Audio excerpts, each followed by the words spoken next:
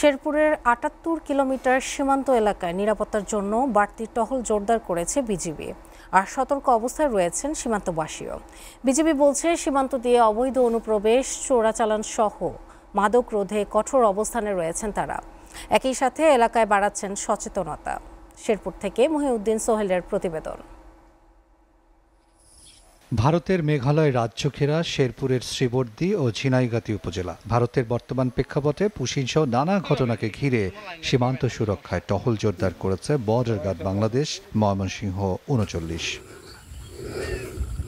সীমান্তের দায়িত্বপূর্ণ এলাকায় সর্বদা সজাগ ও সতর্ক থেকে দিন রাত টহল দিয়ে যাচ্ছে সীমান্তের অতন্দ্র প্রহরী বিজিবি।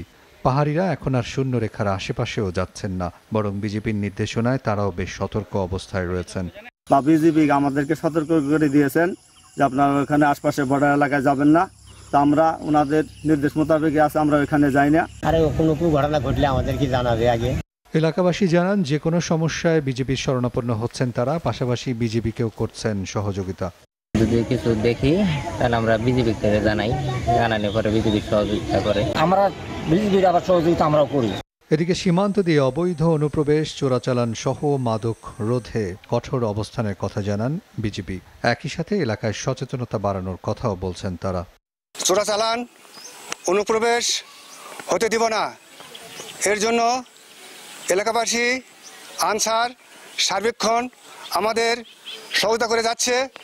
জেলার শ্রীবর্দী, ঝিনাইগাতি, নালিতাবাড়ি এবং ময়মনসিংহের হালুয়াঘাট ও ধোবাউড়া সীমান্তের ৭৮ কিলোমিটার এলাকায় টহল জোরদার করা হয়েছে।